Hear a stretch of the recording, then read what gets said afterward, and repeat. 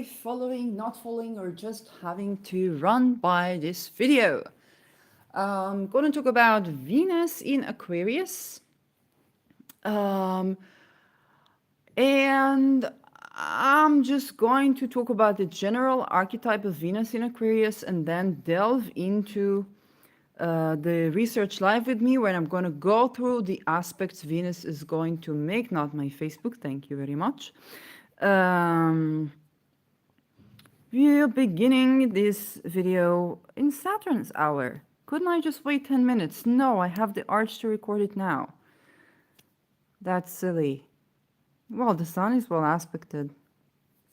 At least that Saturn is... trining... Oh, okay, trining the moon. Moon is in Cancer. Eigentlich. Finally, the moon is in Cancer. So, yeah, why not? Let's go. So, this is just the chart of the day, and as I scroll into... Oh, we can actually... Yeah, let's do the annual one. Our Venus. And we're going to talk about ingresses, with ingresses into Aquarius, which happened 2 days ago. This was the ingress chart. But before I'm going to delve into what Venus is going to do and animate the chart, what I want to talk about is just Venus in Aquarius. So what is Venus? The things that brings things together. And immediately I think about Aquarius, I think about an air sign.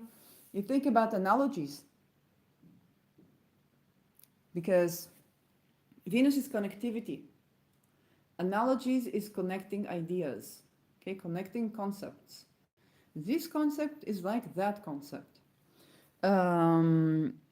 So cognitively, if we think about what Venus might be doing in Aquarius, so we might be comprising analogies. Venus, of course, we know is also relationships and finances. We might come up with certain statistics around our finances. Aquarius is ruled both by Saturn and by Uranus, so we might be looking back and also trying to predict.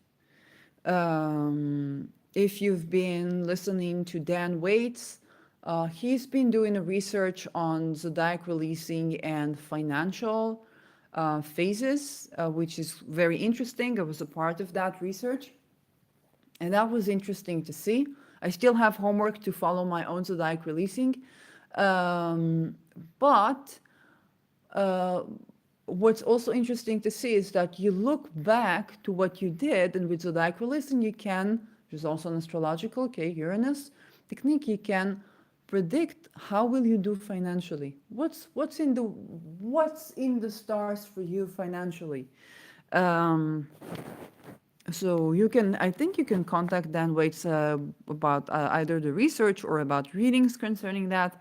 But that's something you could be doing with Aquarius. You'll be looking back at how you've been doing financially, how you've been in relation to business, in relation to your values, and you're going to try to predict what's going to be in the future.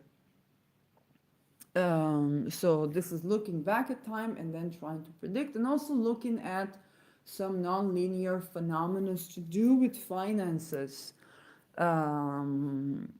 For example, the models that we might be using to get at studies that we want to do about Venusian things, or even relationships. Okay, this is very much the sign where people begin to make statistics about what's going up in, I don't know, Grindr or whatever. OkCupid, is it still on? Or whatnot, or what are the chances for you to find a match in Tinder, and how the algorithm is working for or against you, and so on. It's like, it could be that relationship talk. So When are you likely to meet your partner is also something that's very much Aquarius. Yeah, Aquarius looking at nonlinear systems. How can you increase your statistics to get mate? So that's also something we might be looking at. So it would be the sciencey people talking about uh, trying to predict finances, trying to predict statistically, okay, looking at mass data, basically, like machine learning operation on your favorite dating apps, machine learning operation on your investment portfolio, and making something a science. That's one thing. Another thing is, like I said, with values. So we might value science, we might rediscover the value that those machine learning's operations have to offer. When I was looking at Pluto and Aquarius and the future of astrology, I was like, oh, what would astrology to look like on, planet that has, let's say, 7 moons? So we would have to operate, with a more machine learning like style of computation that would statistically computate what will the moon be doing, what each of the moons be doing, when each of them is the closer, and which one has the more effect currently in the sky, and then doing our astrology. Okay, this moon is aspecting, I don't know, Libra constellation. This moon is aspecting Taurus constellation, and then what's going on between the moons.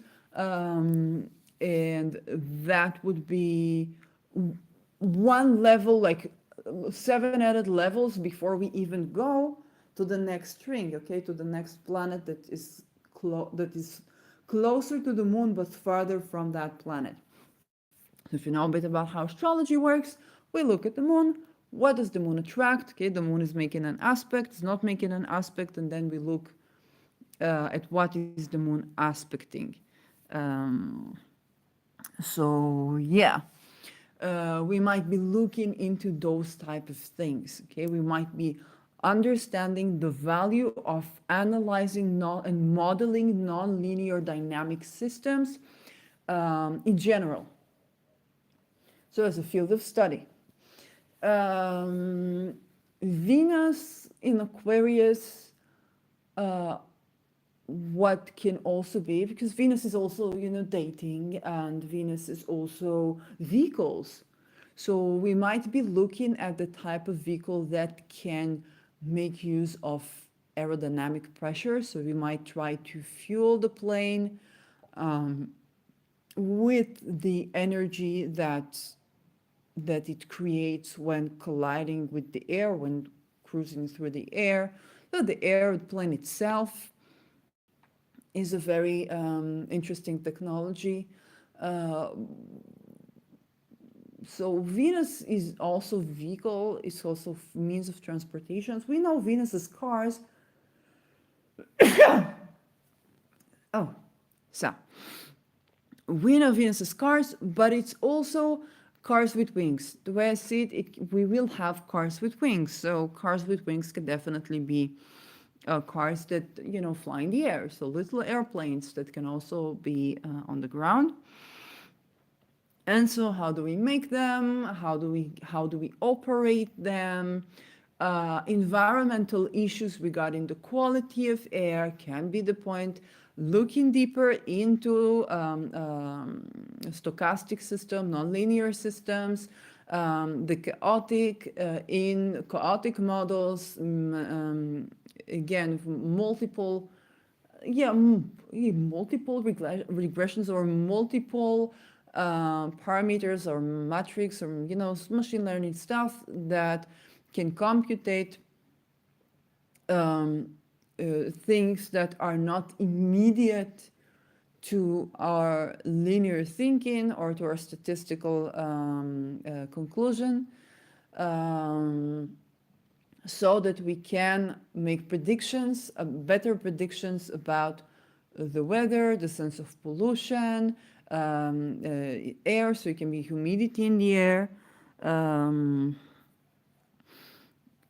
Venus, in terms of the types of people that we attract or are attracted to with Venus.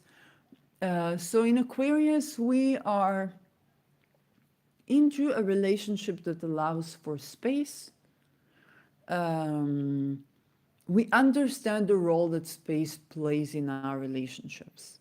Okay, whether space is the cosmos as astrology, or space as just the space between people or the space we give each other in our relationships to vent out to the air rather than on your boss or your partner or your friend. Okay. Um, and Aquarius is also associated with that which is unusual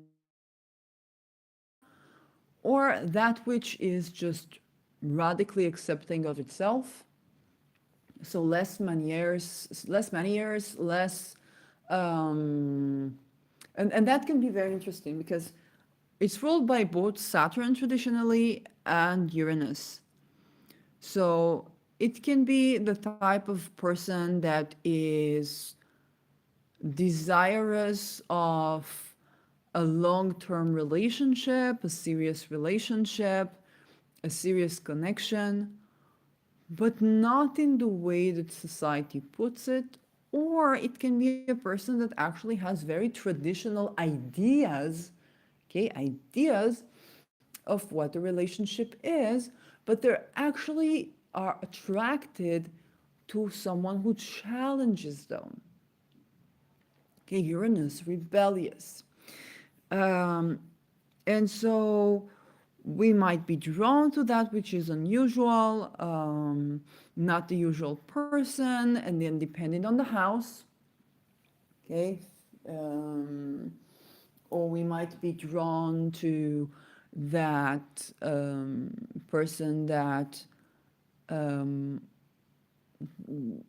gives us a bit of an energy lift because it's also energetic. Uranus is also Kundalini energy, okay, or Chi energy. We might be having some astral sex, okay, some space, space, right? Astral space, because, and when I say sex, I mean relationships. Like it doesn't have to be just sex intercourse, but it can also be sexual infatuation, astral relationship, a relationship in the astral, in the non-physical plane, or long distance relationships, um, relationships that are non-monogamous, and that can be because there's this desirous energy. When we feel energy, that we begin to understand that everything is an orgasm suddenly. Okay, if you can orgasm from any place in the body is one notion. Everything is an orgasm.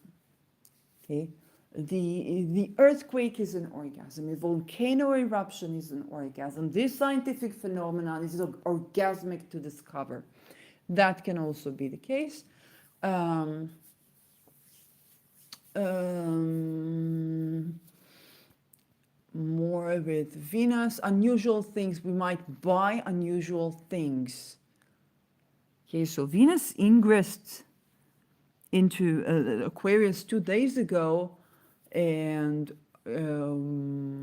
I just had a longing to renew my essential oil collection, and it's not like it's empty, okay? But it was a deep longing to renew that, um, and we can, and that why is that unusual? Because right now I'm dealing with doing things that serve certain levels of my existence, like the food, the energy, cleaning the house, sweeping the house. Mars is doing its thing in my fourth house, so yeah. So it's unusual to renew your collection where you still have essential oils, but yeah, I didn't act on it, but that was the desire. Or you could be purchasing something that you could buy an astrology course.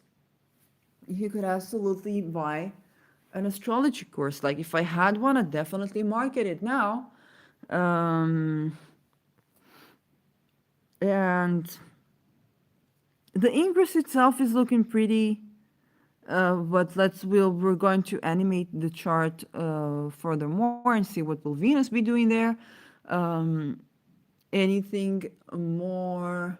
You might meet people, meet a partner in an unusual place, or meet a Venus figure in an unusual place. Okay, it can be that it's not a romantic relationship. It can be that you can meet um, a sister in an unusual way, like an open market or a flea market. Can also be thrift shops, but big ones, because Aquarius is about the open space. Or you go to the open space and you meet some Venus figure, I don't know, or a female, or you meet a certain goddess. Okay, maybe you start working with certain deities that are Venusian, and kind of have an encounter with the Venusian in an unusual place, in an unusual space. And then, of course, remember protection, ethics, blah, blah, blah. Be safe around that. Have safe sex also when you're doing astral. Um, SSC, consensual sane and so on.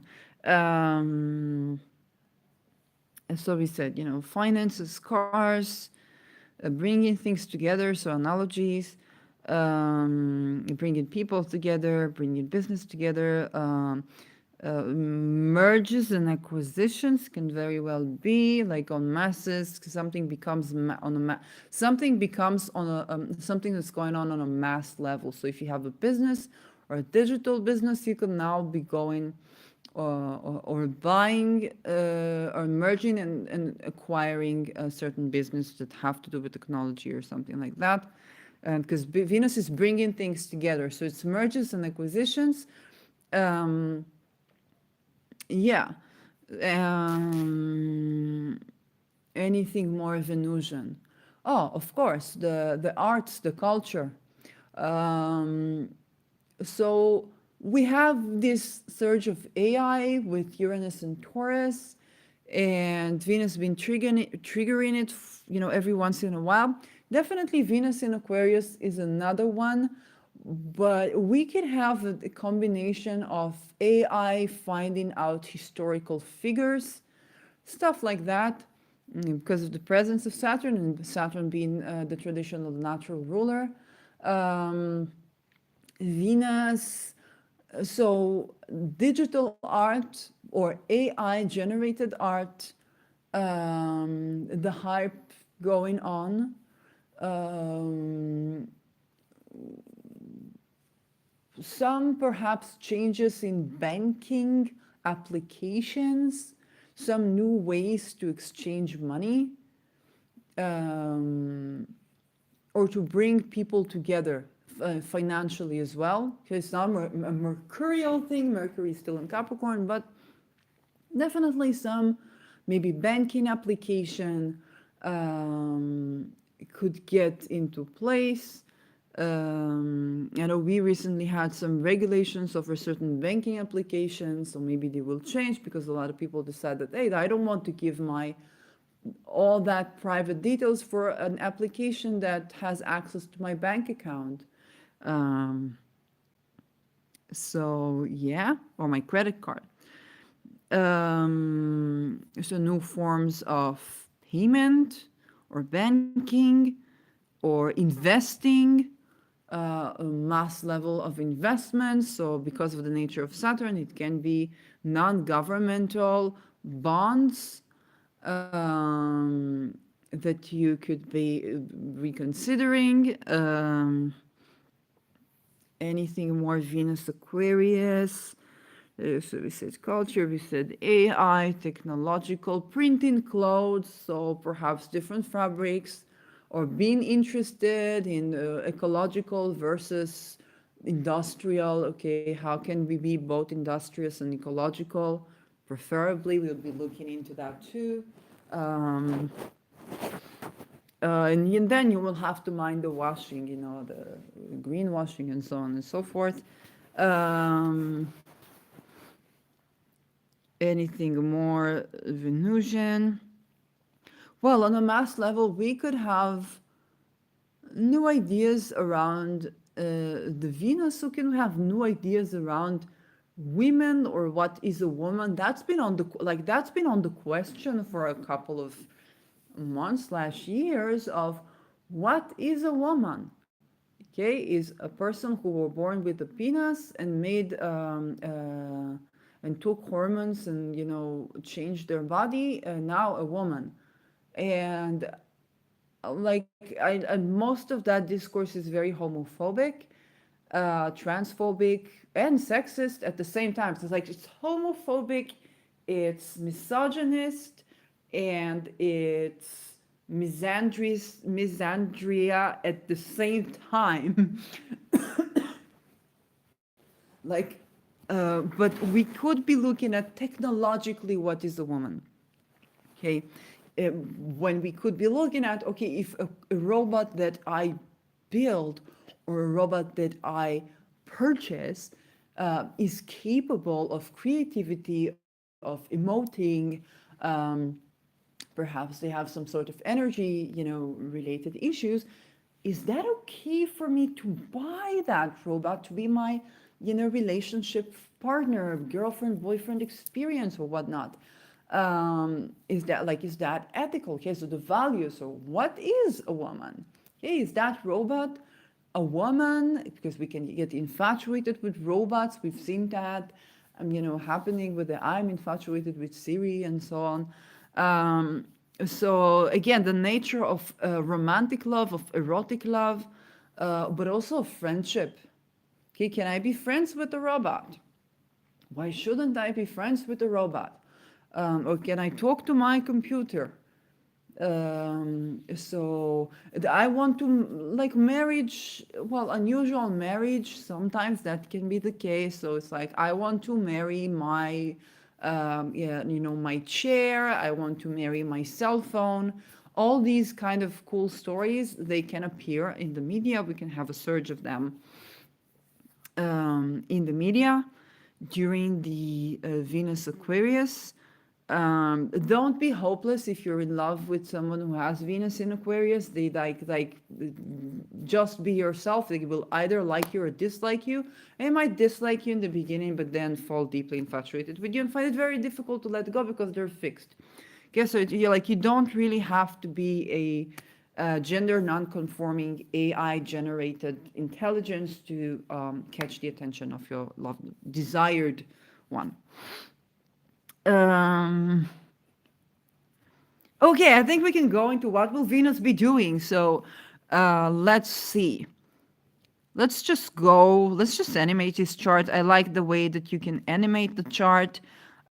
I'll see if, well, 10 minutes is too much. I'll just do for, well, day. Should I do the, yes, because it's not the moon. So let's go by day. And that was yesterday. And Venus was sextiling Jupiter, which I missed. Actually, I didn't miss. I think I cooked some good food. I cooked some amazing food yesterday. So yes, I didn't miss it. Which I have channeled. So Venus was leaving its conjunction with Pluto. That was probably deeply felt. And now we are on January 5th. Venus still conjuncting Pluto. Yes, leaving the conjunction with Pluto, sextiling Jupiter. Let's see if I have asteroids here. I don't have asteroid. I have Lilith and Chiron, Fortune and Vertex, but not like asteroids. So yeah. Well, I don't have asteroids here. So you let me know if I'm missing something. That's today. Tomorrow. This again. And then Venus begins to trine Mars on 7th January. Saturday for me, depending on where you are on the planet. So Venus, when Venus reaches 5 degrees Aquarius, she bought sextiles Jupiter. She's leaving the sextile with Jupiter, and she's applying to trine a retrograde Mars. So that is going to be a moment of relief for the Mars-Venus relations, because Mars is retrograde, but at least it's trining Venus. It's okay. I think I listed, well, both this around this date and some other as more beneficial. It's not necessarily a date that I would do some, magical activities in, especially not because that's the full moon, so you can do like full moon rituals, but not more than that. Um, but it's definitely a bit of relief in the Mars saga. Like Mars meets, a beautiful Venusian figurine that they can escape to for a while or more. Um, yes, so Venus will continue to trine Mars still Monday 7th and 9th January. And this is the exact trine to Mars. Okay, she's left the sextile with Jupiter, but now she's already applying to square Uranus and the North Node. So the North Node I'm less concerned about because, again, it's triggered by eclipses. We are, I think we're not really in the shade of an eclipse right now, so we should not be too concerned about that. The next one is on April, but the square to Uranus, the applying, okay, January 10th, Venus is slowly beginning to apply to a square with Uranus while trining a retrograde Mars. Why is that important? You will be very tempted to encounter to have an unusual encounter will take you by storm, as Uranus Venus hard aspects do. But the direction of these relations is not necessarily going to continue as Mars turns direct or as Uranus turns direct. Okay, so the duration of this relationship is not something that's set in stone, and that's not necessarily something bad. So you could be having an intense affair again with the hard aspects. It usually is some intense affair that is unusual in a way that negates societal norms. Okay, that's the passionate love affair. That's just that. Um, but that passionate love affair or passionate encounter with Venus and Uranus is happening in trine to a Mars retrograde, so it could be a part of what you're reflecting on. You may have a sudden Kundalini rise with someone and have this very strange, intimate, but perhaps beautiful encounter that is also sensual and erotic and in its nature. Um, that will set your life on a new direction and will be some sort of a missing piece as to your sense of direction. So it can be that passionate love affair that says, oh, damn, I forgot, I needed that. Damn, I forgot, I needed that. This is something that I need for there to happen in relationships. Now, Mercury is still retrograde in Capricorn. Okay, yet another Saturn ruled sign. So that whatever you're being drawn to, whether you go for it or not, or you go for it only in the astrals, you're still going for it, which is, it's just a part of Uranus. And that might give you an insight to something that was missing in your own relationship that you can either steer or bring about or realize that, hey, The sense of direction is going to change from now on, even if I don't pursue that relationship further on. I might change my entire direction in life to begin with. And so that affair had much more meaning than another. Always remember that if somebody cheats on you, or if you're the cheater, unless they have some sort of, deep wound that they're dealing with, an inability to have intimate relationships to begin with, and then the cheating is just a side effect, um, it's usually not that they were just, fucking around. It's usually, unless that's your type of commitment, but it's usually if somebody like genuinely cheats on you, it's usually not that that person was a nothing to them. Like they wouldn't risk what you two have together for no reason. Something took them by storm, and that something is beyond the self and definitely beyond sex. It's just like an awakening or a psychedelic experience that also brings up the sexual energy. It's not to justify, cheaters or cheating or anything like that. It's just to saying, well, no, it's not that they risk what you have for, and this what makes the Uranus relationship so shocking to many people, because it's like, oh, there is a shocking understanding that, hey, I need to pursue also this direction in life, and my partner has to accommodate with that, or we need to divorce. Saturn is also governing divorce. Okay, so the divorce or to part. And so the good news and the bad news. The good news that your partner, your spouse is not that terrible person who would risk what you have for to ease themselves off.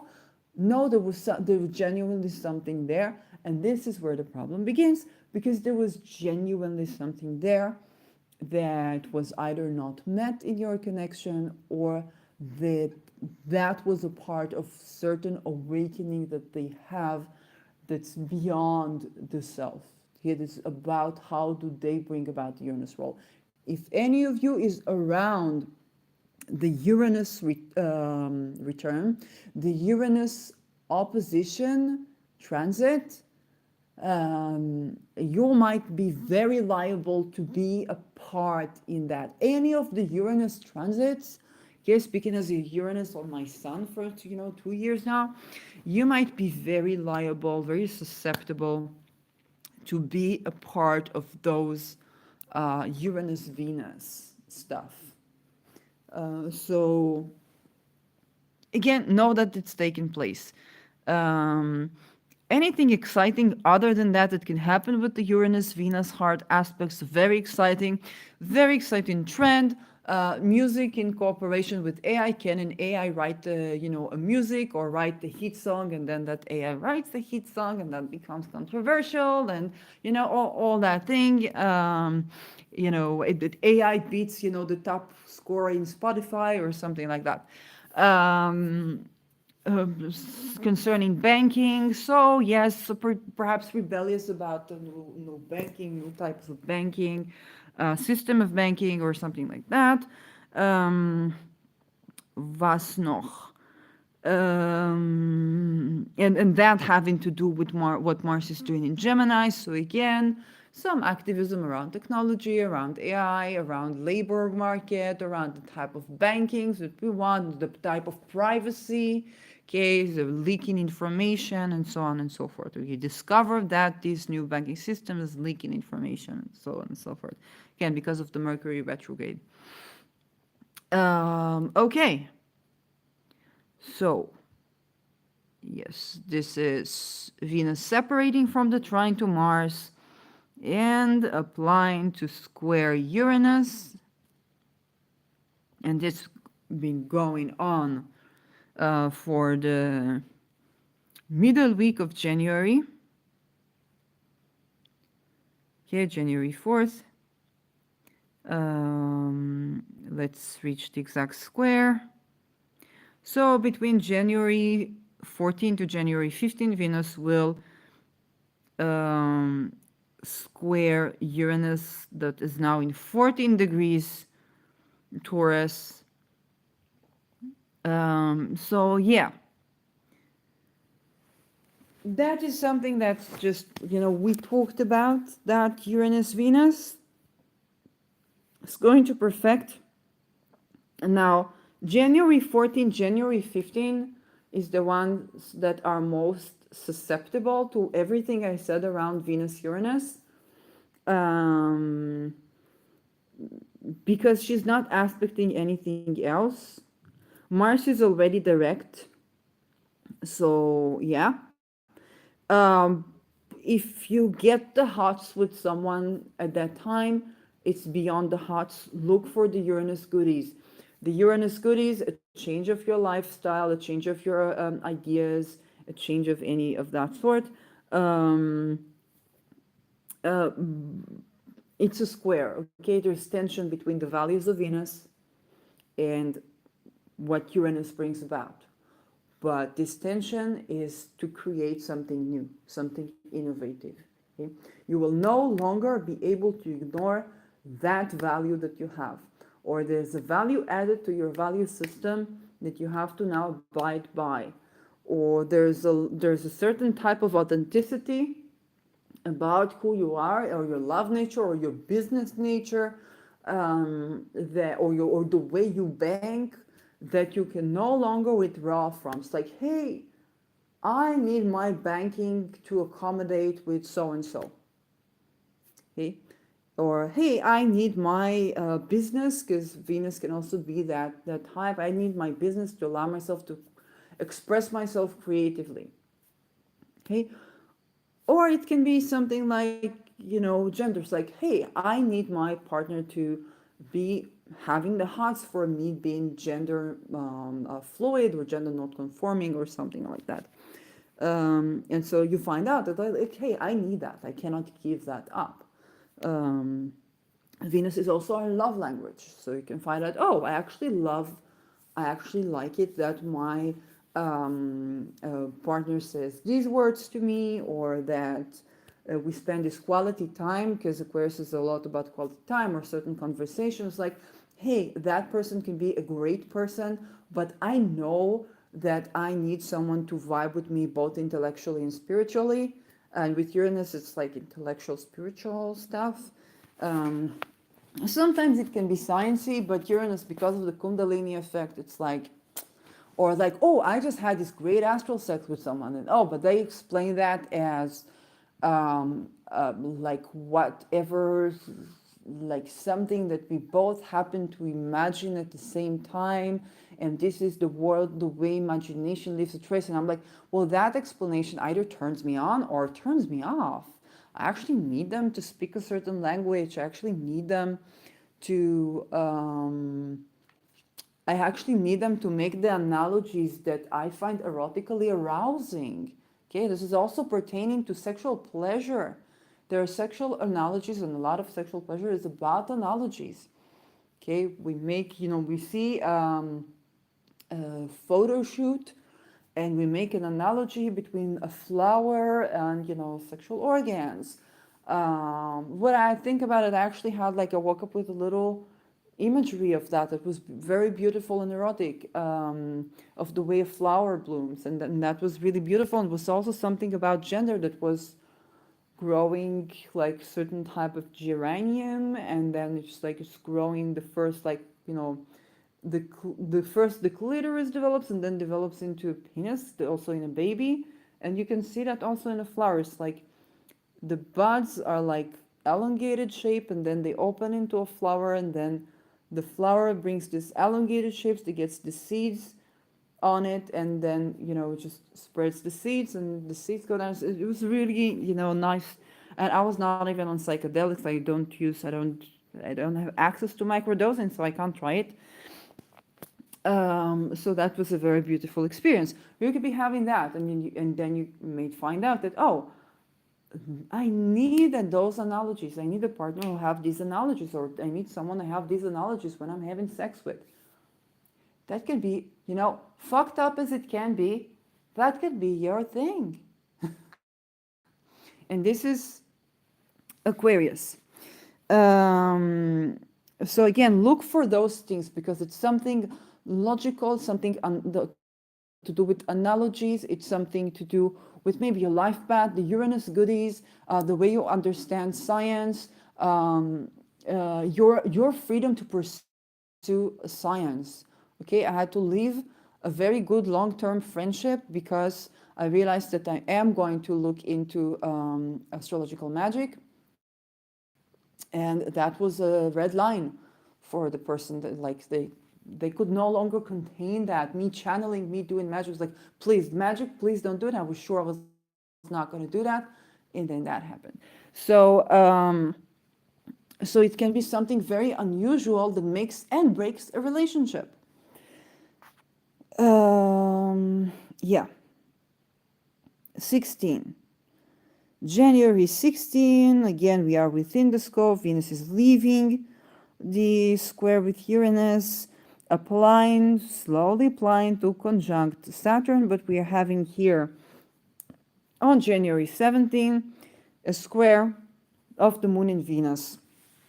And this is the first time Venus makes an aspect to the Moon, okay? Only on January she ingressed to Aquarius in 0 degrees Aquarius in January 3rd, but only 14 days after, is 2 weeks after, does she make, is that 2 weeks? Yeah. Does she make the first aspect with the Moon when the Moon is in Scorpio? And she is applying to conjunct Saturn. So for this one, you need to take notes, okay? Because this means that there is a certain long-term commitment beginning to tie up with this Venus.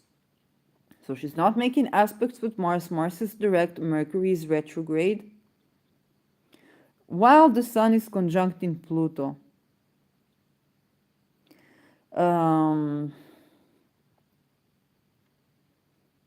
Moon in Scorpio, Sun conjuncting Pluto, Venus conjuncting. Okay, this one is whatever you do here.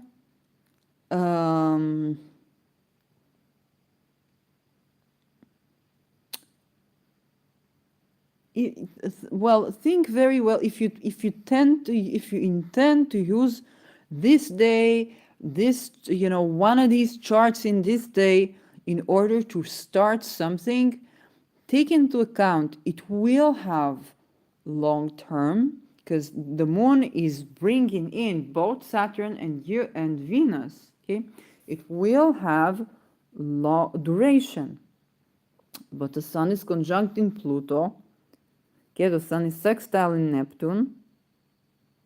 And why did I say but the Sun is conjunct in Pluto? Because the Pluto transformation, while it can be very effective, to have a Pluto transformation as something that happens for Saturnian lengths of time, and to have that thing be Venusian is financial, it's artistic, it's relationshipy. Okay, if it's an investment or a committed decision that you make in business, understand that the Sun is in a very strong position, is alongside a very strong position of power. Okay, it's a Saturn ruled sign, and the Saturn is with Venus. So durability is there. Deeply seeing things is there. Mars is not aspecting Venus, but it is direct in Gemini. Moon is in the last phase of Scorpio. So it's slowly approaching the term where it's happier, but and then you can decide on later. Um, the moon is in Scorpio. Okay, it's a very deeply emotional connection, whether it's business, whether it's investment, whatever you undertake, it's a long-term thing. Okay, unless it's fated for you, which it probably is with the involvement of both Uranus, that is still within the range of 3 degrees of tight orb of square with Venus. And the moon is slowly separating. So depending on when you start, when the moon, if the moon is in 17 degrees, so the moon is also within range to oppose that Uranus. Okay, it's not going to be a very easy emotional experience. Okay, there's something fated here, there's something long term. The moon is decreasing, but that is very interesting. Okay, this date is interesting because the moon decreasing tells me that it's a culmination of something, that we're ending something, that we're letting go of something. But these aspects have longevity. Okay? If you plan to withdraw from something, the moon is trining Neptune. Okay? You might be releasing yourself from addiction. Okay, to do with psychological things. Then if you set an intention to leave an addiction, this time you can stick by it. You have a lot of chances to stick by that decision, to make the decision, stick by it. You have a luminary in the sign of the deep emotional transformation approaching. I think it's already Jupiter, not term, Jupiter phase. So there's the Jupiterian part where you are optimistic about your ability to transform, and the moon is already known, and then you want to do it from the moon. At, look at this chart, adjust it to your own location. When is the moon in 21 degrees of Scorpio? You don't want to do that before that, because it would just be more difficult. Okay, it would be Mars, the severing Mars, but with the moon in Jupiter, you have the sense of optimism that you can do it. So you can decide on. You could be. I think it's still Mars, or is it? Is it Mars, or is it? I don't remember which is the middle phase, but if you go for the last phase, you're already in Jupiter territory of Scorpio. You're already more optimistic about your chances to persevere. There is a trine with Neptune.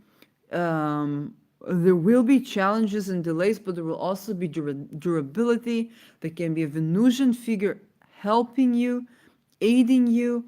The sun, or you can receive assistance from the sun being in the Pluto domain, so you're very much exposed to what's undermining you, or how the ways that you have been perhaps somehow undermining yourself, what you were not previously able to purge. Now you begin to be able to purge that. You can commit to that. So this can actually be one of the places where you begin to let go of something, okay, to release addiction. And that can be perhaps a good election. So yeah, the trine to Neptune, you do meet Neptune, but with an easier aspect, with a harmonious aspect, and you have stamina. Mars is direct in Gemini, Mercury is still retrograde, so you have the ability to be reflective. As you act, you will be able to still reflect on your actions. So yeah, like, well, yes, Mercury is retrograde. Yes, we don't have any directly supportive aspect from Mars. We do have Uranus that can give you such a sudden incentive, that you take on a commitment for a long term, that you renew your values. Venus is also values. You have maybe assistance of science, you have maybe assistance of a solar figure. Um, and all in all, that can be the case. Okay, if you're starting a relationship, I would be very cautious with this one. Okay, it's not about the presence of the outer planets. All of the all of the outer planets are there. Okay, Moon is trining Neptune, Venus is conjuncting Saturn, Sun is conjuncting Pluto, Moon is opposition Pluto, Venus is within range of opposition in Uranus, and the Moon is in Scorpio, opposite in Uranus. So you're not going to get a lot of emotional ease, and it's something that's going to take a while. So if something takes you by storm, yes, it is fated, and that might be some addiction patterns that you're releasing, okay, or maybe some attachment patterns that you're releasing. However, if it's not in the books, if it's not in the Akasha for you, don't write it in there. Okay, this is not where I would start a long-term relationship.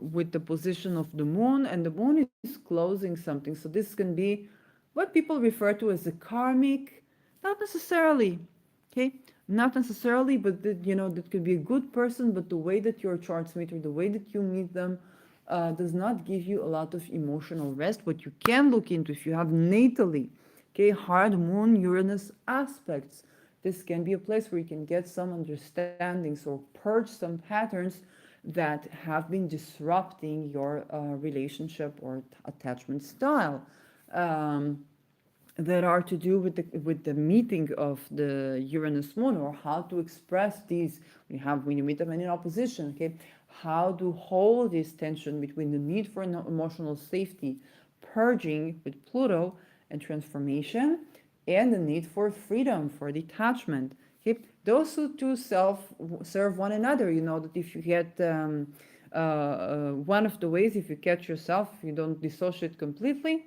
one of the ways to get you back to yourself is to your senses. Okay, as an aromatherapist, I do not receive patients in dissociative states. But one of the things you could do in a room is to hold a blend. Okay, if I work with, let's say, another, in a group of, in a team, where one of the patients will have dissociative, syndrome, then I can give essential blend or a salt that they can smell, would have essential blends, and the therapist can hold it, and then they can let them sniff that. When they're in dissociation, they can go back to themselves. Okay, this is the senses. And so another way is focusing. So focusing on something that you see, counting the leaves of a tree or something like that. And so the sense of detachment is important and even essential to the ability to process emotions and to purge things. It's like, okay, you see yourself dissociating, something is overwhelming you, immediately you look out, you count things, you understand where you are, you go back to your own space, and with Uranus, your way of acknowledging that space can be unusual. Okay, your way of returning to the senses can be unusual. So there's just some unusual, significant detail that you have about the room that and then you look at it, and then you remember where you are.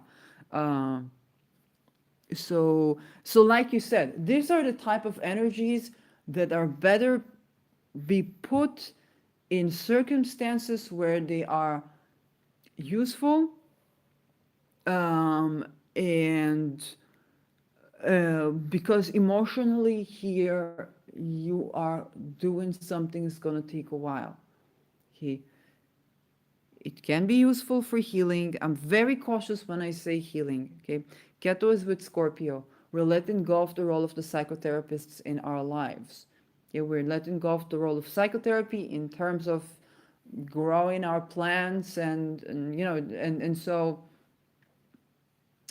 I'm very cautious when I say go to where keto is. You understand me?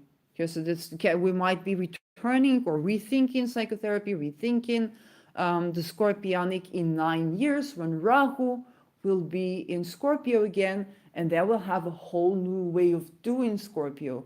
But right now, we're leaving that for a while in favor of the sensual, in favor of the good food, in favor of relaxing, in favor of just being in the body.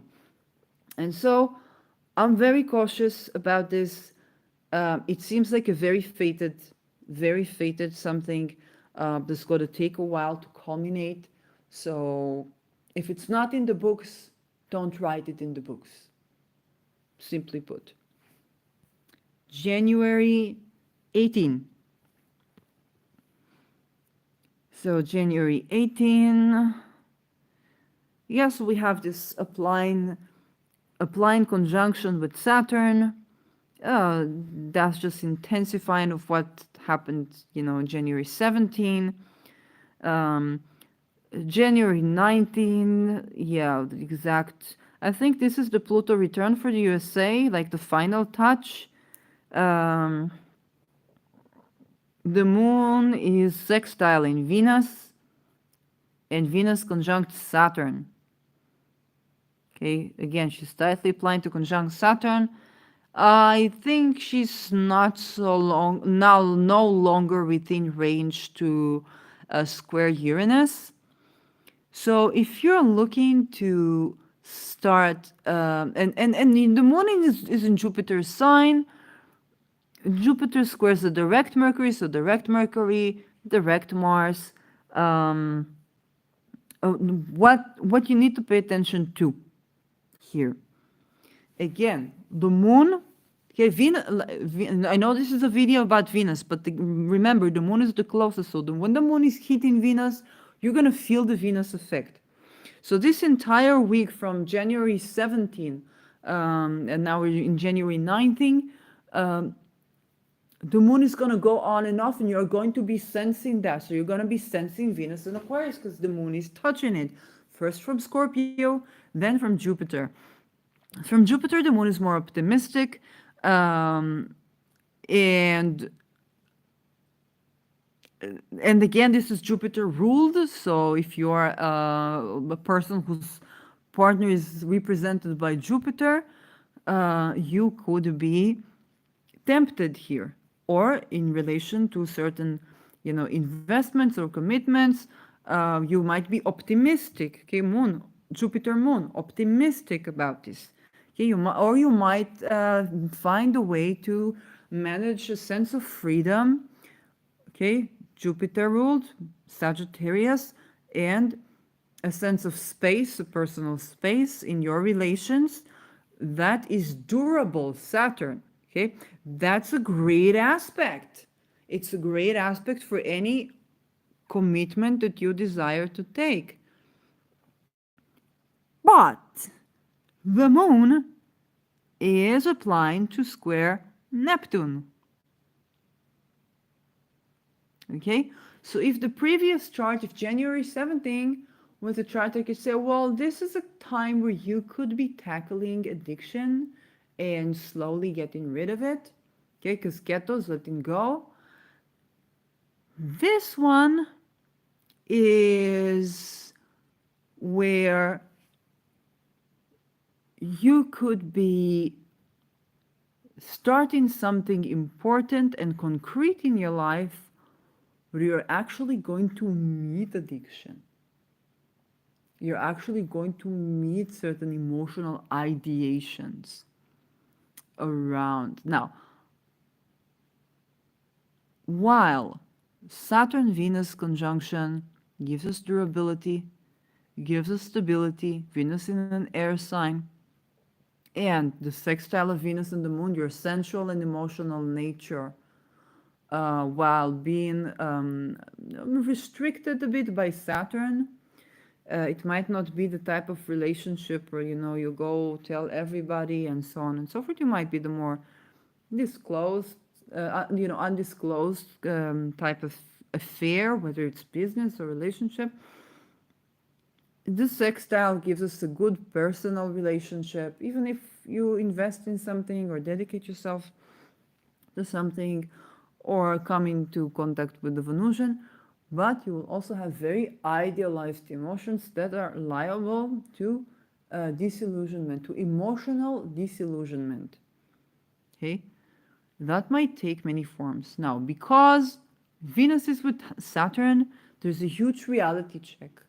Okay, it can Venus with Saturn, although the conjunction is a hard aspect, Venus and the Moon in a sextile means that your sensual and your emotional, what you need to feel safe and what you need to feel loved, is in harmony in this chart, as well as what you need to feel safe and the ability to consistently preserve it or maintain that Saturn with dedication is there. What you need to feel loved is working together with dedication. Maybe dedication is something, the form of dedication that Saturn in Aquarius brings is something that you need. Hand in hand, you might be idealizing this connection. The Sun is right with Pluto. So that's on. And I wouldn't say that Uranus is that deeply involved. So we do have Pluto, okay, with the luminaries. So it's a very transformative. Whatever you do here is very transformative. It's a conjunction that is well sextiled, both to Neptune but also to Jupiter. So all in all, I like this. It's something to write down. January 19. If you do meet someone, it can be very transformative connection that is not flamboyant, but it's actually reserved, and you feel both safe in and loved in a way that is, you're being, if somebody thinks kindly of you, you can have love and friendship together. You have the type of freedom that you need. You can be very idealizing of this person. There's also inner transformation, and Jupiter, and that's sextile to Jupiter in Aries. Okay, so there's a transformation, and there's a sense of optimism that you can do this. No aspects to Mars. Okay. So you're gonna have to ask yourself, what is the direction of this connection? Because Mars is not making any aspects. If this is an investment, so where is it going? Because this is not a one-time thing. And Mars is ruling Jupiter. It is direct. And again, okay. But on the other hand, Mars is not interfering. Okay, it's not hard aspecting anything. So it can be a very deep friendship that's very transformative. And you might be idealizing this friendship a lot. Or you both might be idealizing this friendship a lot. So that's something to pay attention to. You might be having, type of art that is, historical art, or you might idealize the way people were, the clothes people were wearing in the past, or the kind of sciences they learned in the past. Anything more? Yeah. So that's a beautiful day. January 19th is a really beautiful day for Venus. Whatever starts there can be durable, can be transformative. Even the Pluto, I like the sextile to Jupiter. The luminary in conjunction is better than, the square. It's not a trine, but at least they're very much informed.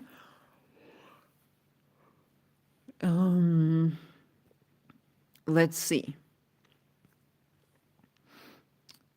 It's the 20th. Yeah, well, Venus continues to apply to square Saturn 21. Venus and Saturn conjunct, but they're not making any aspect. So, what that might be, if you want a type of an investment that is secluded and long term, for example, well, Saturn does not rule gold, although the Sun is in Aquarius. So if Aquarius is one of your investment houses, this could be the time to buy gold or to have gold in a place where it's secure. This is a one-time investment that will hold for a long time, and it's not making aspects with anything. So if this is a relationship that you're starting, pay attention to that as well.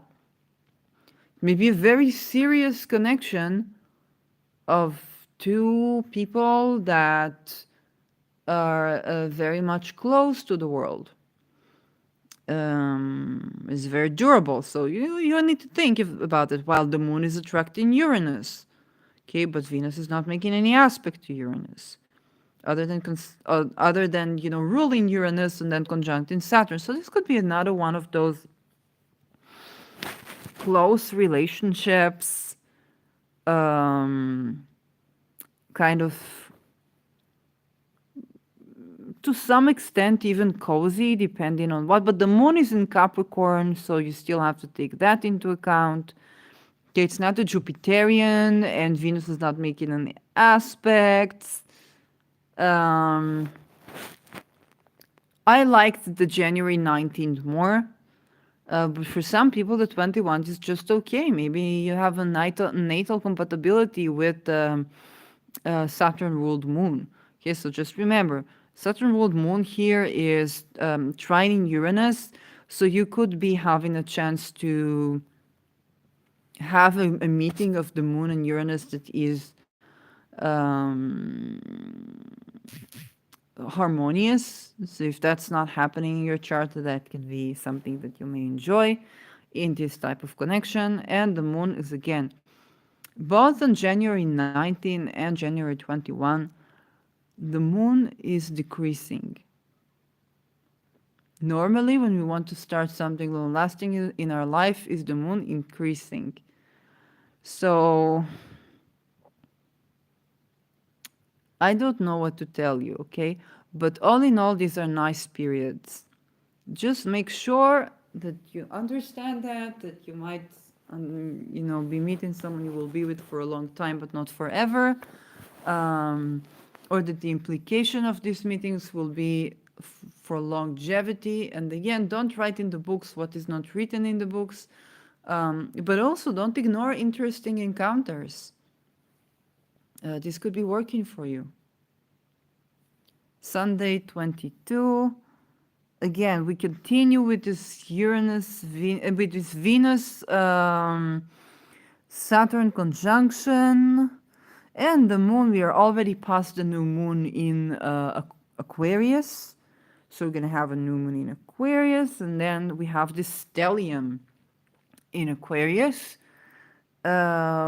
What's nice about the sun and moon, they begin to apply to trine Mars, direct Mars. Mercury is square in Jupiter, direct Mercury is square in Jupiter. But that's literally the only hard aspect, and this is a growing moon. So that reserved relationship or business transaction or investment or creative project. With creative project, you need to be aware because this might be secluded. Okay, Venus, Saturn is secluded. It's not making any aspects to anything. So you could create great art, but only very, small number of people see it, or it's designed at Saturnian ground and then just that it. The moon is not meeting it. But other than that, okay, this very airy moon, sextile in Jupiter, trine in Mars. I like this. All in all, it's very exciting. Okay, for me, this happens in the 12th house, but hey, it means that even if I meet something in the 12th house, it will at least be well aspected, which is an important reminder. It's like if you have, like, if you meet your Venusian affairs in the 12th house, let them at least be well aspected. Um, so because the 12th is what we didn't know, we didn't know. It can be a house of bad spirit, it can be hidden enemies, but when that is well aspected, then it hopefully it's not like that the enemy is well aspected, but it's more like, well, this not it's not they're not bringing this harsh energy into you. They might just be bringing some secret stuff that you're going to do together that you're going to enjoy. That's that. um 23rd, Venus is in the exact conjunction in Saturn, and this happens on Deneb Algedi.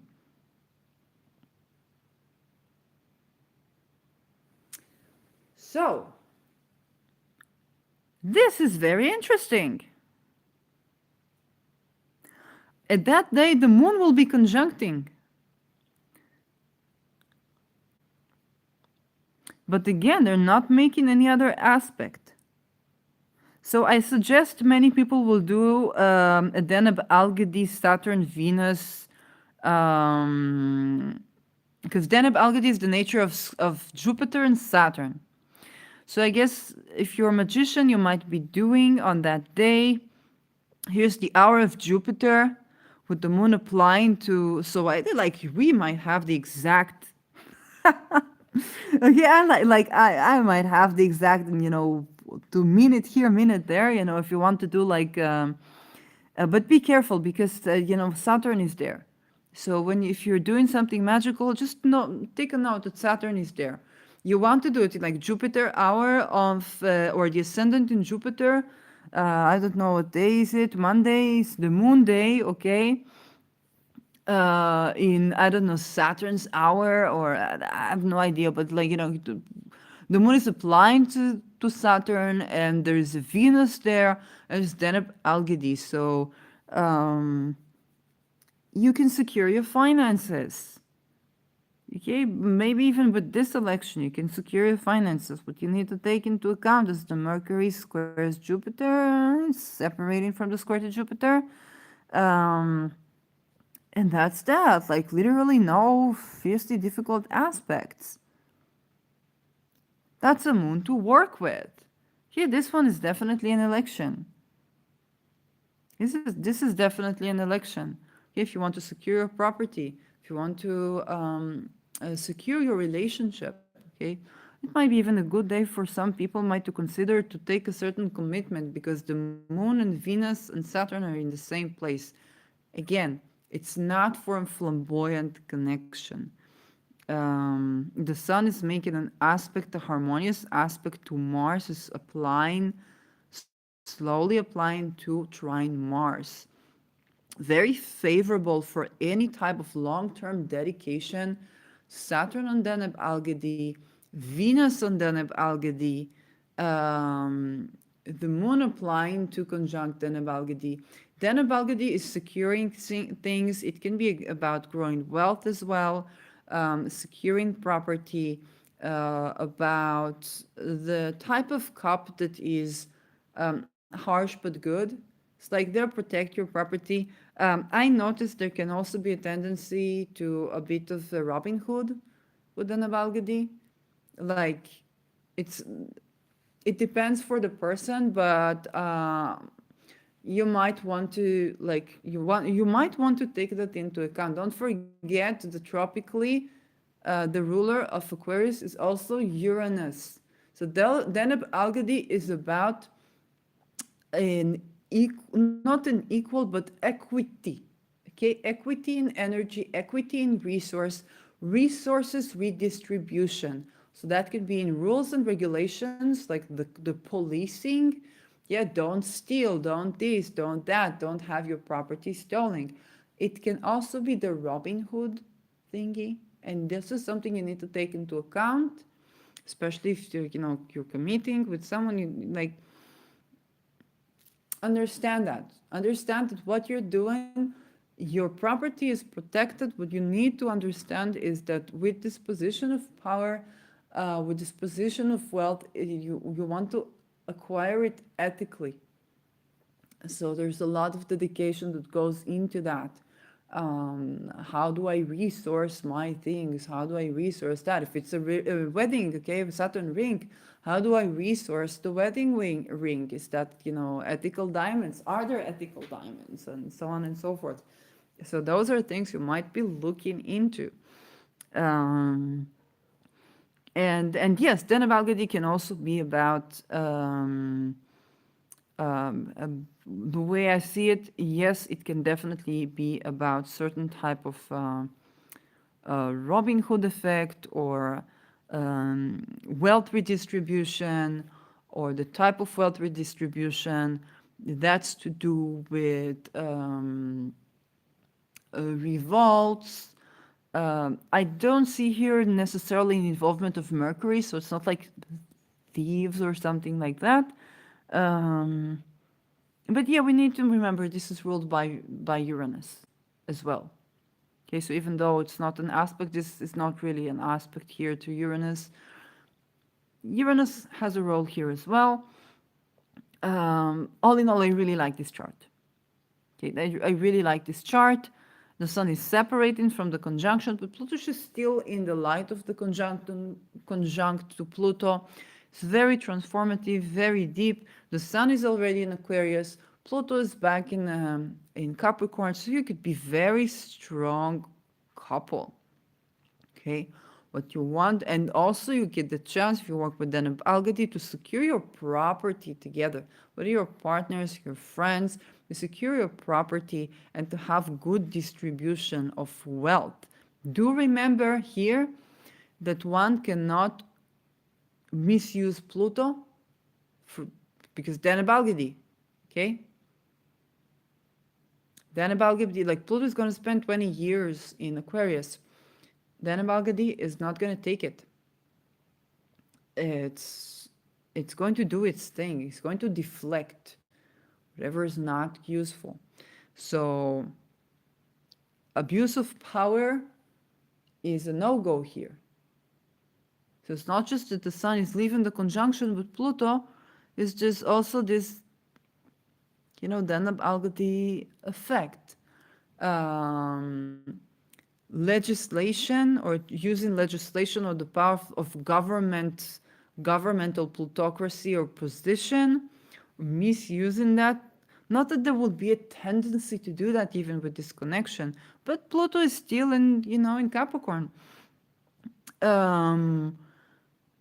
Is not going to even meet the road,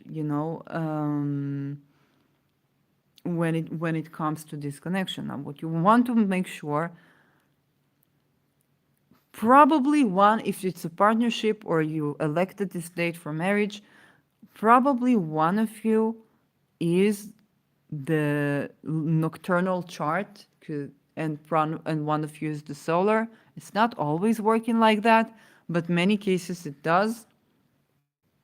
So for one of you, Saturn is going to be the malefic out of sect traditionally, or the type of planet that that you have more difficulty satisfying or appeasing, or working with its energy or cultivating its energy. So you need to take that into account. Okay.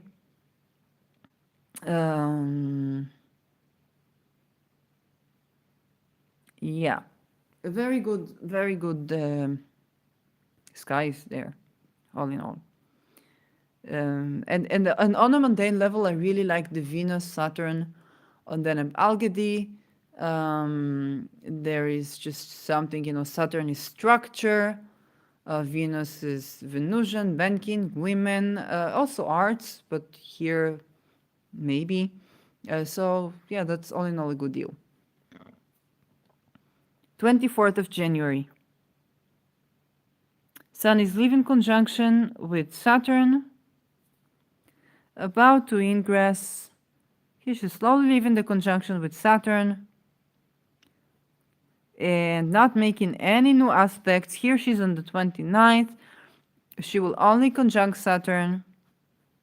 And then, poof, on the 28th, she's already in Pisces. Oh. And as she ingresses, she's going to have a beautiful sextile with the moon, still within the scope of conjunction Saturn. First phase of Pisces. I like this conjunction. The moon squares Pluto, so yeah, this conjunction is just beautiful in itself, but the moon squares Pluto, so don't do anything too intimate with it unless you're really competent with working with Pluto. Um, um, Sun applies to square Uranus, and the moon applies to square Sun. So Venus is okay, but all in all, the energy in the sky is not like the best, but this is already Venus in Pisces. To summarize, Venus has, as of especially the second part of January, Venus has a good, very good, especially after the new moon is getting even better for Venus. I also like the amount of, like, I kind of like this month. It's an okay month. The January 28th might not be the best date, but other than that, it's an okay month. It's not tremendously difficult. You need to remember that before January 12th, don't talk to anybody. Right now, the moon is in Cancer. We're gonna have a full moon in Cancer. Make some nice cooking. Say hello to mom, and enjoy that time. If you've been wondering when to contact your mama, this is a good time, or your caregivers. Just like this moon in Cancer is a good time. But as we go on with it, we're still like within the range of that Mars stationing. Oh, here Mars is on Aldebaran. 28th Mars is on Aldebaran. Okay. Um, right now we are still within the retrogradation of both Mars and Mercury, and then even when Mars goes direct, Mercury is still retrograde. As Mercury becomes direct, then we're going to have a lot easier time. That moon Saturn Venus conjunction on Deneb Algedy, I'm a nocturnal chart, so I doubt that I'm going to personally do something about that. But I'm looking forward to see some work by those of you who do talismanic work, magical work, and another Deneb Algedy series, but this time with Venus. Very interesting. Can be many things that I can think about. It can be a good time to secure wealth or gain wealth and ethically have relationships that are ethical or that are dedicated and so on and so forth. And I'm really looking forward to see what will this do. Um, so yeah. Okay. That was Venus in Aquarius for the month of January. She ingresses on between January 27th, January 23rd to 28th. So she's in less than a month, a nice month. For me, it's all happening in the 12th house, so I'm at least grateful she's not making too many harsh aspects. And I hope I hope my fate will be more in the ethical, preserved, long-term wealth gaining that is equitable, rather than being a part of people's shocking life disturbance. But sometimes both things have their own merits, and both things can be good. So why not do that for not here, not here, not here, not here? Why not do that if we are already here? The Venus Aquarius for the ascendants. So let's look at the current planets. I was just gonna look at the ingress and turn back to today. Oh, just animate this chart a little bit. I have my reasons. I like to be looking at nice energy. Yes, animate chart. One day. Poof. One day. No, I want the moon in Cancer. Thank you very much. Moon in Cancer. Give me moon in Cancer. So that's so silly. Like I could have looked at current planets. So Venus in Aquarius for the ascendants. Sagittarius. Let's begin with Sagittarius. Sagittarius, moon will be crossing your third house. So you could be getting on with one of your neighbors or meeting someone at the on your way to the grocery store or at the parking lot, someplace you go to, something with car related. You could be just having nice friendships with your new neighbors, meet somebody new, or invest in a vlog. Maybe you write something every day. So you might be either starting something, or you might be beginning to see the fruits of something. New moon in Aquarius, it might be a good time for you, and you might want to elect the time around that.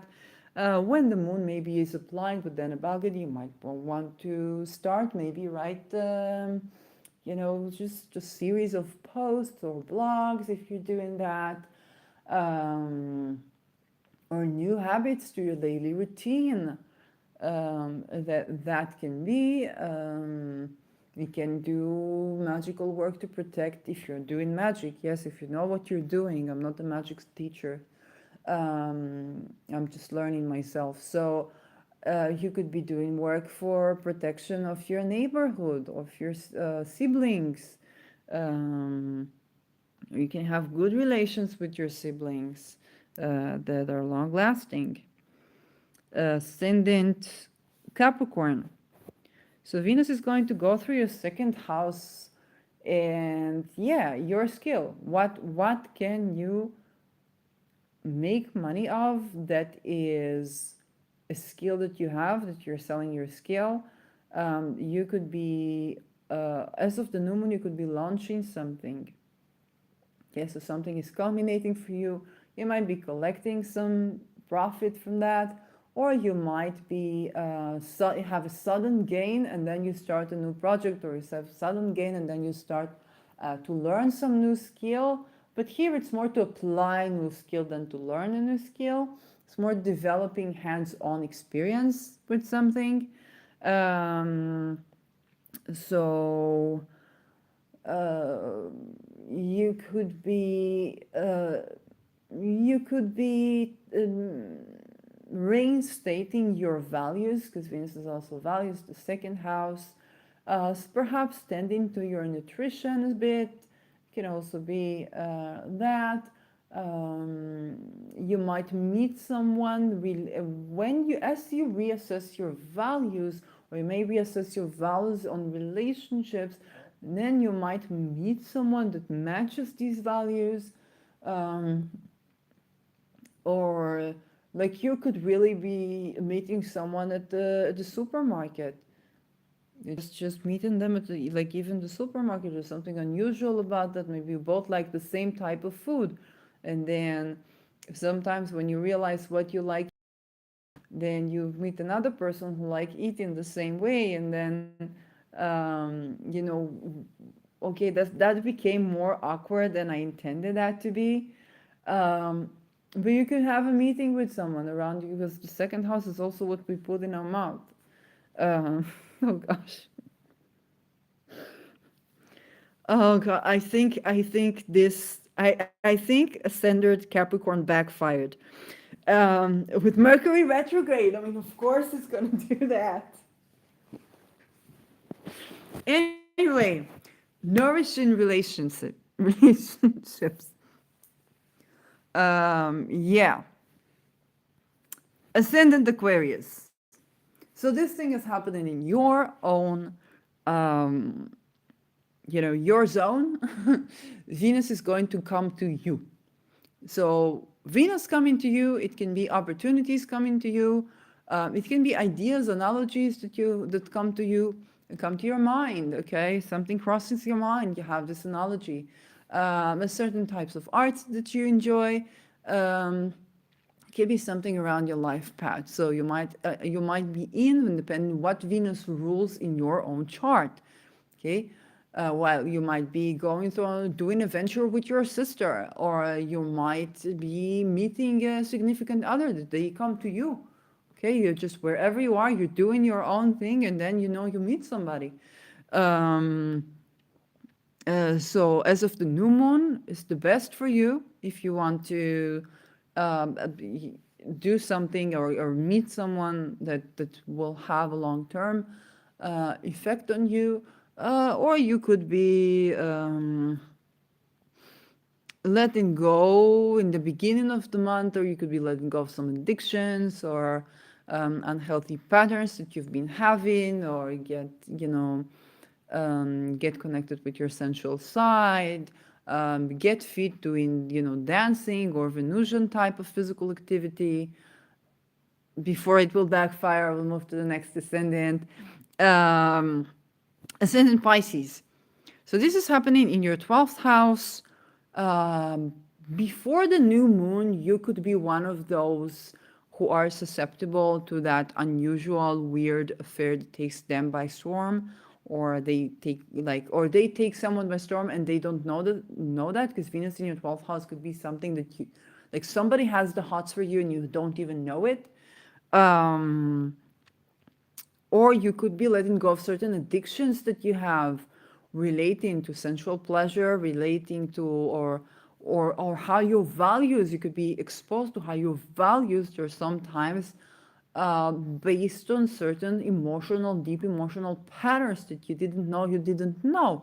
Now you'll be having the opportunity to let go of that and start letting go. As the moon decreases, you can ask to let go of those things that have been biasing your channeling, your this, your that. Um, and as of the new moon, then Venus will begin to slowly apply to conjunct, then the Valgadi and Saturn and the moon will conjunct it. And so you will have this whole stellium in your 12th house that is well aspected. This is not only a good time for a good time, uh, it is also because it's a group of secluded people, but it's well aspected. So you could have um, a happy time for maybe you made a decision to heal. Now you're going to begin to do something new, because to heal from something is not just what you let go, it's what you're starting. You make time for something, and now something new comes and enters your life. Um, and with the 12th house, this can very well be channeling, this can very well be um, uh, like even if it will be some secret connection, like romantic connection, it will not be secret because there's something unethical with it. And so, or God forbid, because there's something pathological there. Okay, so as you've been letting go of certain pathologies, you might meet an actually ethical. So I can give an example of one of my, I think it was Jupiter transit in my 12th, and and then going into Pisces. So one of the things that I ran into was that a certain secret can also be something beautiful. Okay, a secret can also be something beautiful. It doesn't always have to be, data that if it will leak into the world, or something that somebody is afraid to expose or fear, or to talk about things, or talk about hidden abuse or something like that. A secret can also be beautiful. It can be like, oh, you two have been having a great time together, but it is not something that necessarily has to go, like not everybody has to know what you're doing behind closed doors, and that's okay. And like not all secrets are terrible. That was a good learning, that was a good understanding for me that I didn't have in my 37 years before that. um, so that's something nice. And with this one, you could be having more of that understanding. Like you could actually be having a connection that is somewhat secret, but is secret for the right reasons. Okay, maybe you're growing secret wealth together, or you're growing secret wealth that is equitable together. And it's secret for the right reasons. It's not secret for the wrong reasons. Okay, maybe you're letting go of certain pathologies that you've had, and you're starting this new project that gives you meaning to your life, where you're still keeping it secret. Um, and or will be kept to some extent secret, so that that can be a certain wealth. And well, I've been constantly manifesting to grow my wealth with well-being, so that can be like certain wealth that is of a secret source, that grows with well-being, and nobody necessarily has to know about that. So that's ascendant Pisces. Again, the first half of January, or when Venus does the harsh aspects to Uranus, you could be letting go of certain patterns in your, or be exposed to certain patterns, to make a decision to quit certain addictions you have that are related to the things you didn't know you didn't know. Second part is where you're starting something that looks beautiful. Aries. Aries, this is happening in your 11th house. So first half of January, um, you might be associated with people that are a part of a culminating process. Um, and then comes the new moon, and your goals and your dreams um, can be met with emotional satisfaction. Okay, you can have emotional satisfaction while you're doing your thing in the world. Yes, there can be the possibility that, that there will be a partner joined to that, that there will be a romantic relationship that is tagging along with that. You would have to look at your own chart. You would have to look at their chart. That you have to look at the synastry. What are the pros and cons there, and what are your own propensities? I think you say that in relationships. Um, so definitely goals, dreams, acquaintances, conferences, investments, the type of crowdfunding that might go well as of the new moon, or when Venus applies to that Saturn, but it might be taking long time, or there can be certain delays around that are actually to make it work. Ascendant Taurus. This is happening in your 10th house. Um, Yeah, so the same thing with the patterns, it's just that now you're letting go of something to do with your career, with your bosses. Hopefully, it's not a relationship with the boss. Um, and uh, and then there's a new beginning there.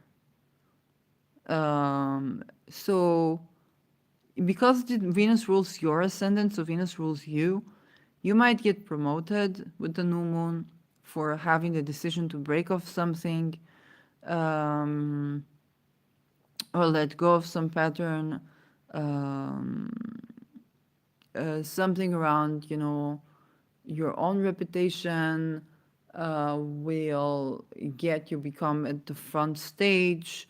Um, that's pretty much the case. Ascendant Gemini, this is happening in your ninth house. So this ninth house means something to do with either higher studying, your worldview. You meet somebody that revolutionizes your worldview, and traveling. Okay. So depending on what Venus rules, you could be actually buying something or purchasing something abroad or related to higher studies or religious institutions and so on, spiritual places. Cancer, this is in the eighth house, so you're letting go of certain types of investments and you're beginning new ones um, that will be durable. But then I'm not an investment advisor, okay? Know what you're doing. Okay, I don't have your money. Nor would what's good for me being what's good for you. We have different charts. Um, yeah. So, ascendant Leo. Um, oh, we did talk about, yeah. Well, ascendant Leo. This is the seventh house. So you could be letting go of one relationship in favor of a new one, or you could be culminating some process of letting go from someone in favor of having a more mature relationship. Um, Especially as the sun ingresses into your seventh house, she will be looking even better. Um, and while that could be investment, business partner, and so on and so forth, yes, it's true, and it probably can. Um, but also because Saturn is in your seventh, you are at the process of reassessing, of letting go, of ending patterns to do with relationships, to do with business. How do you partner up? Okay, how do you partner up? What you begin with when Venus and the Moon apply to the Nab-Algadi, you cannot finesse. Okay, you will not be able to finesse anymore in relationships if you begin something when that tiny stellium is on the Nab-Algadi. So you do need to take that into account. You might have in certain patterns that you're letting go of, and if you have your authenticity and you're willing, you might be willing to meet someone who holds you accountable. Saturn, who is a Saturn role in your life, who holds you accountable for when you're doing patterns of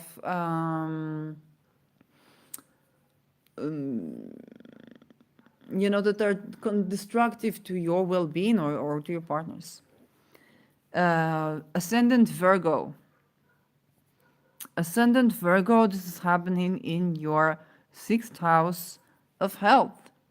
So you could be letting go of an ailment and then having, a diagnosis that works for you. You could be getting a new pet that will live longer, or adopting an older pet. That can also be.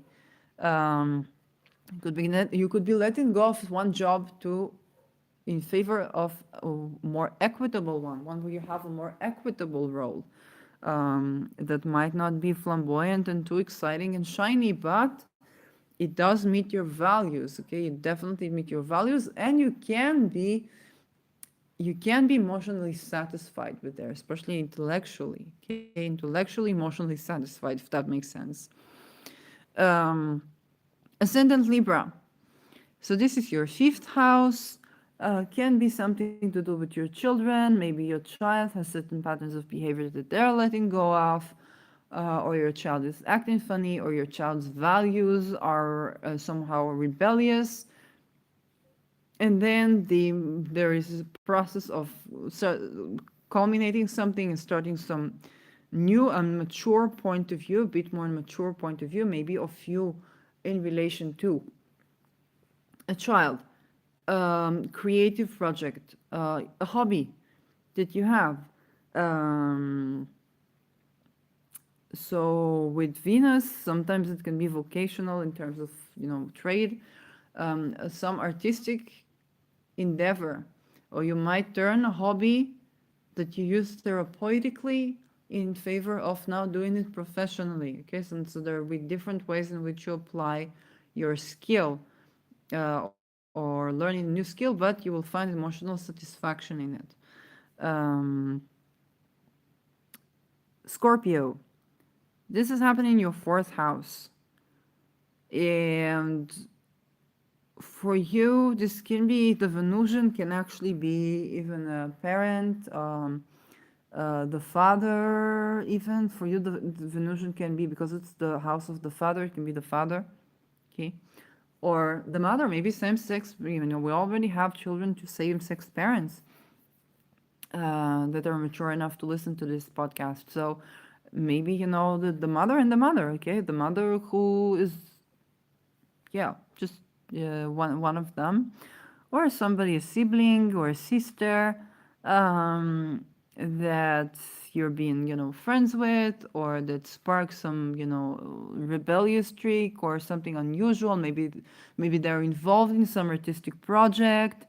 Um, or maybe you are decorating the house, okay? Maybe you're decorating the house, making it look prettier, making, as of the new moon, when, January 19, January 17, 9 to 19, no, January 19 to the 20th, you could be starting, if you decorate in the house, you could be starting a decoration type that is durable. Okay, something is both beautiful and unusual, but also sustained, stands the test of time. Um, yeah, we did all ascendants. I'm proud of me. So that was Venus in Aquarius for the 12 ascendants, and I'm going to tell you good night. Really. The moon is in Cancer. Take a good use of this Cancerian moon. It's beautiful. Bye bye.